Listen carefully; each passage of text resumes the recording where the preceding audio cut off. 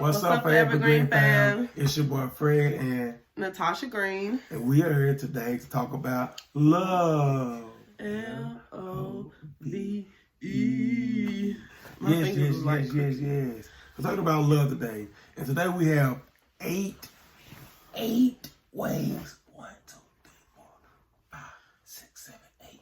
8 ways of how to love, or ways to help you to love. Yes. I got a little notebook. Handy dandy notebook. He's so lame. But we wanted to talk about love in the time that we live in right now, because there's so much hate going on in the world. People just, along with of course, the racism that's going on, and just pandemic, we're losing our sense of love. Oh, man. Just genuine, down to earth love, man. We don't want to make it just like a spouse love, right? But just like a relationship love, like with your brother, sister, mother, friendship, partnerships, any type of relationship where you showcase, co-workerships, you display love, so acquaintanceships, any kind of ship. Yes. You hear me? And it's just like, even strangers, there. Don't get me wrong, there are some racist people out, and it's hard. This is not gonna be an easy task. Now, I'm not just saying, oh, it's so easy to love people, because it's not. And love is an action. But I feel like one big way to help kill a lot of the stuff is just by showing love. Because it's hard for somebody, and even no matter how much in their heart they want to be mad at you, or hate you or whatever, if you showing love, it's gonna make their job at the time, which is trying to hate, it's gonna make it hard. Hard. And another thing you have to realize is that you don't have control over other people. So whenever someone hates you, there's no way that you can make a person like you or love you.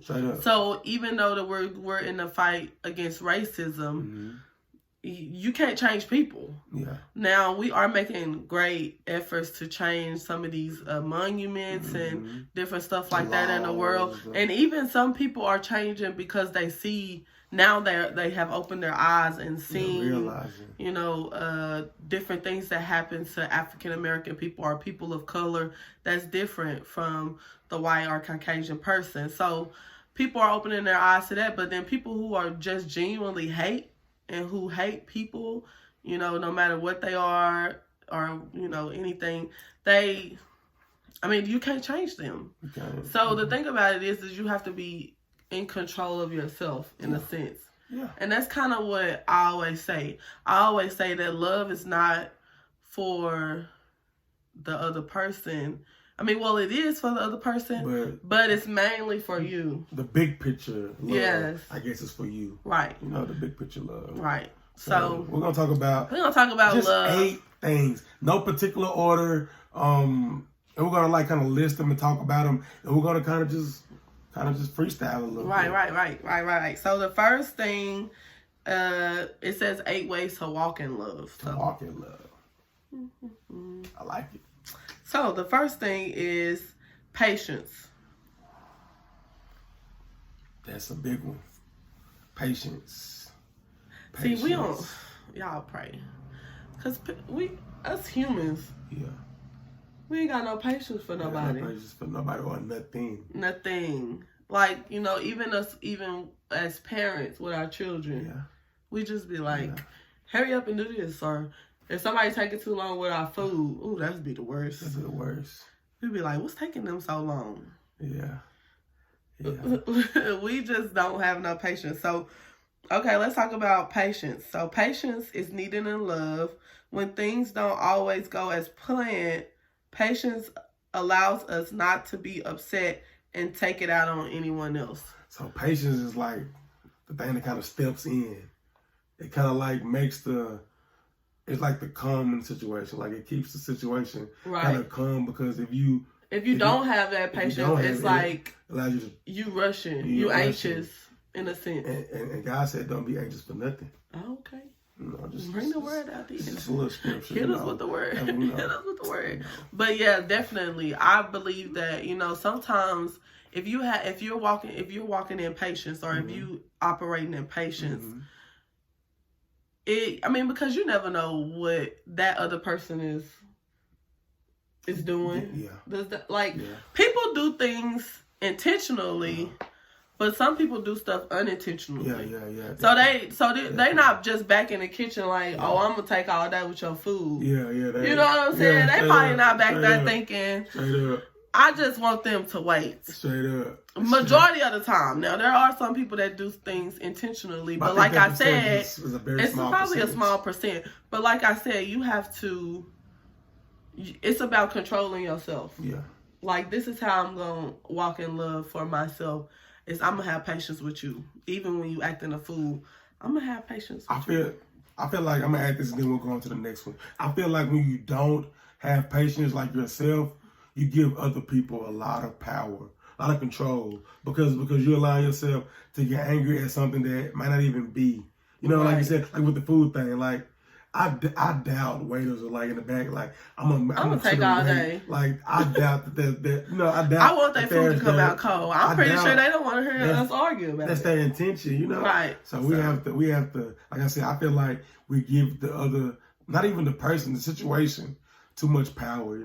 Okay. So the second thing, or the next thing, is kindness. Okay. Kindness allows you to be considerate of others. So just being kind. I always say that it pays off to be kind or something. It's something like that to where. Oh my God! Why can't I remember? I say it all the time.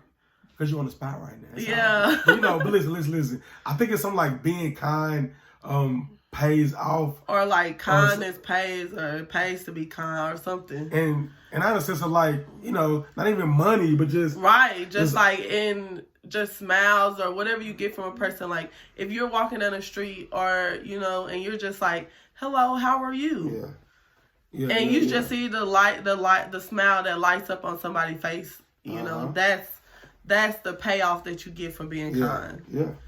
And sometimes people bless you. You continue to be kind to somebody. Somebody gonna bless you because they gonna think of you. Yeah. Because they're gonna be like, every time I talk to this person, she's always sweet. She's always kind to me. People think about it. God will place somebody on your heart because you kind. Yeah. It's simple. I agree. It has happened to me. I agree. The third thing is to not be envious or to not have jealousy. Don't be a hater. It says we shouldn't waste time wanting what someone else has. It's best to focus on what you have been blessed with, and if you are not satisfied, work for the things you want, but never compare what you have with someone else. Okay, so this is to me a big deal because I legit feel like it costs nothing to support, show love people when they're doing good. So for you to have that in your heart, right. I feel like you don't want somebody to have something, or you feel like you supposed to have why it. They have it and I don't have it. It kind of makes it feel like you don't have much faith, or your faith may be kind of shaky because you don't feel like your time is gonna, you don't feel like, right. I don't know, maybe I feel like even if you're not even religious, like okay, I got you. I'm with you. You can look at somebody and be like, oh, those are nice shoes. Where you get those from? That's to me, that's not envious. It's when you're like, oh, he think his shoes are so clean. Basically, I hope he steps in mud. But knowing deep down, you think they shoes are clean, and you want what they have. And I feel like, go out and get it. You know what I'm saying? And then you never know what a person had to get through to get what they have. You don't know what they had to go to get what they have. jealous, hate, whichever words you want to use, they all go hand in hand, man. I mean, at the end of the day, they all go hand in hand. You're a hater because you hating on somebody what somebody else has. Yeah, straight up. And that's what hating is, you know? Yeah. You like, oh, they such and such. Why they doing it like that? Why you worried about why they doing it like that? Go out and do something for yourself. Don't compare yourself to others. To nobody else. Because you making your own lane. And then sometimes what gets me also, it's like when some people are doing the same thing. Like if y'all both selling t-shirts, if y'all both making plates, I mean, whatever it is, whatever your hustle is, I think that you just should do your own thing. Y'all probably have different clientele. Don't knock anyone else. They might didn't put no season on their chicken, but somebody may be on a no salt diet. Who don't want who didn't want that on their chicken. Y'all out here. Hey, what it is. Yeah. You out here talking about this other person's chicken when you need to be worried about your own. But see, the thing be about it is, imagine how far people could go. But you be jealous. You be jealous of the no season chicken, but somebody likes the no season chicken. Like my thing is, if somebody else is for it, it might be for them. You know what I'm saying? Just because it's not for you doesn't mean that it's not for nobody. It's not for nobody, or you know. So I mean, and it's just all about love. You just show love. Even even if you don't agree. Does that make sense? That's the hardest thing. You still can show love. Or mind your business. Or mind your business. We need some coffee cups that say mind your business. To me, minding your business is a form of love. It is. Because you showing love, a restraint, respect. We know you have an opinion. We know you have an opinion. Yeah. Keep your opinions to yourself. Straight up. Unless it's about you. Now, if you have an opinion about your own self and you want to share, then my golly, share your opinion. All right, here we go. Next. Yes. All right, next one is selfless, not prideful. Being selfless is putting others' wants before your own. Okay. This does not mean completely neglecting yourself, but it does mean not being selfish and thinking of yourself only. Don't be selfish. Don't be selfish, man. Walking in love requires for you to be selfless. To walk in true love. No, everybody's like, oh, I want to learn how to love me. By all means, love you. Because if you know how to love yourself, then you'll know how to properly love others. A lot of us don't know how to love ourselves. That's why we can't love others. Yeah. But the thing about it is that you need to learn how to be multitask. Yeah. You need to learn how to love yourself and love others. And that's good mainly because while you're practicing loving yourself, the world don't stop. Like people, like stuff around you is not gonna stop happening. Like bad things are not gonna stop happening. So while you're working on loving yourself, learning how to love yourself, you have to learn how to show love to others around you while stuff is still going on. Number 5 is forgiveness. It says forgiveness is one of those things that is truly for us. Having unforgiveness in your heart causes more problems causes more problems for you than it causes for the other person. Mm-hmm. Being quick to forgive release you from the burdens and mental strain. She said a mouthful, but to sum it all up, man, to forgive is to love. Right. Like to truly forgive. Right. Because it's hard to love somebody with unforgiveness in your heart because you're trying to display love to them and show empathy, compassionate to them. So these things that are of love. Right. It's hard to do that when you don't forgive that person, or when you have this grudge, or when you have this animosity, or just this hostility, or just this anger. When you have these type of emotions. Right. These things can't sit in the same room together. Well, the thing about it is we have to. Sometimes we do sometimes have to acknowledge our emotions. I agree. So I'm not saying that, oh, it's not okay to be angry. Yeah, it's definitely a time to be angry. And it's not okay to feel some type of way, because we are going to feel some type of way. Yeah. The thing about it is that whenever you have unforgiveness in your heart, and this is whether the person has apologized or not, when the unforgiveness begins to tear you down, sometimes it doesn't even bother the next person. Now, if somebody has like a good conscience, or if they, they did something and maybe they have a conscience where it's like, oh, I know I should never did that. You may get somebody that comes and apologizes, then that's really, like gives you the opportunity to forgive that person. Now, I'm not saying that that's just an easy thing. None of these things are easy. Like I said, you're going to have to work hard on these things. But as far as like, you taking a step out to be like, okay, I know that I was offended, I was hurt, I'm angry, but I forgive you. That doesn't mean that you have to go back and be like, oh, we best friends, or I have to see this person every day.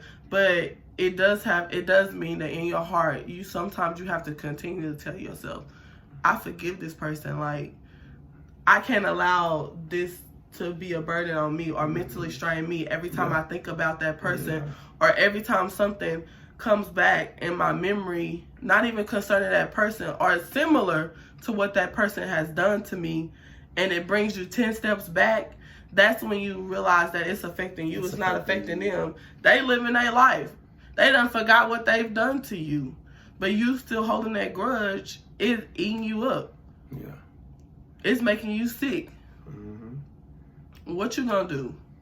You have to forgive people for yourself to take the burden off of your mental strain. Speaking from somebody who deal with depression and anxiety, your mental health is important. So forgiveness is important for you to do.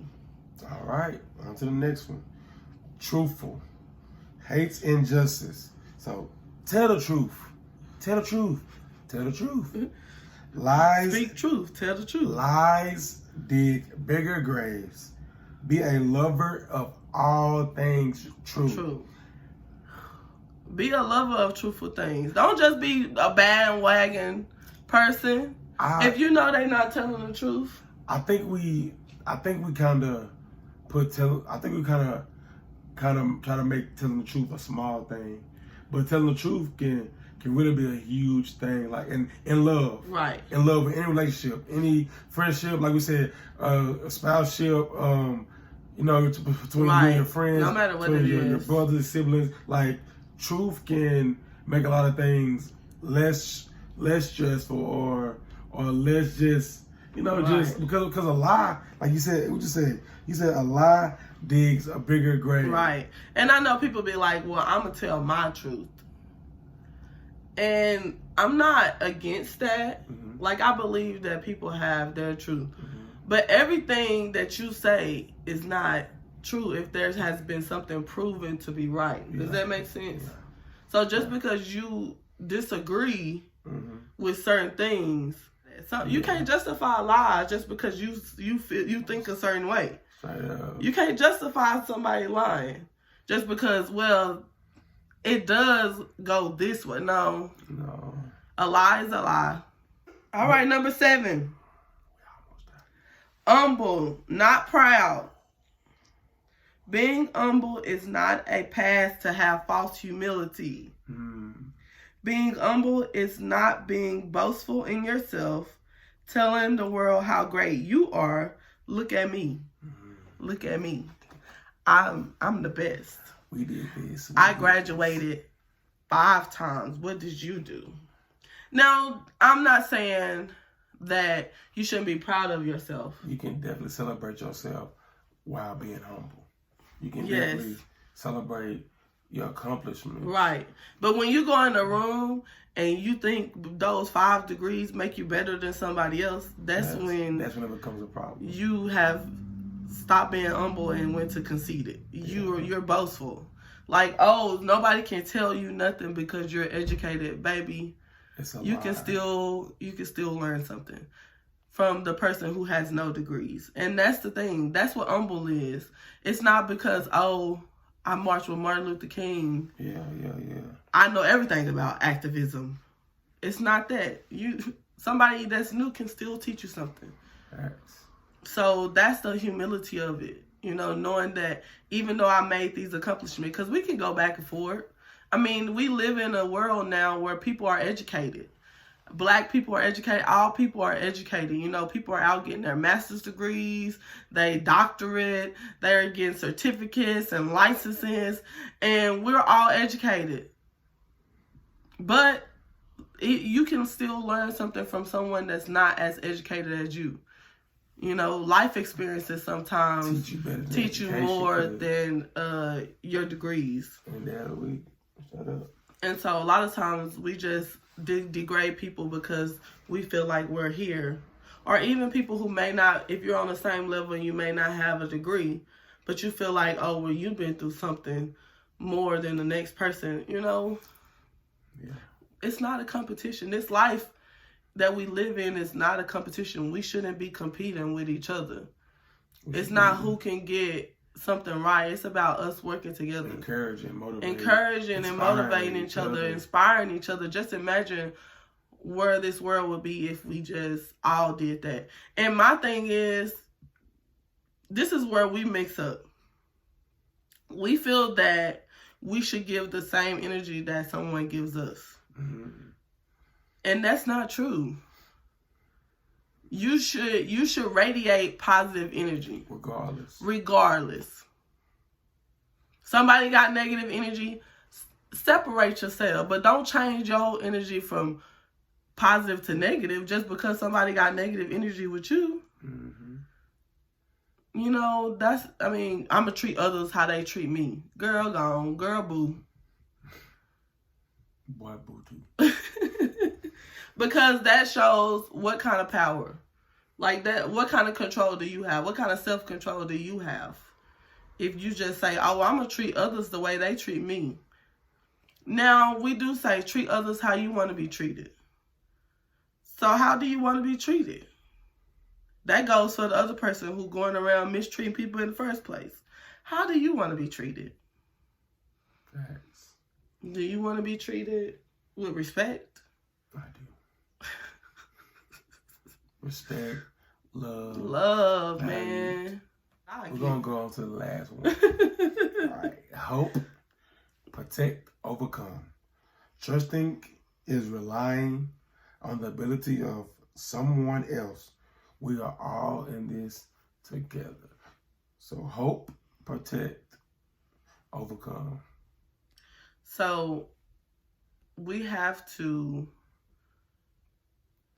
learn to trust someone, or we have to have some kind of hope and that's what we really walk in, faith is hoping. Mm-hmm.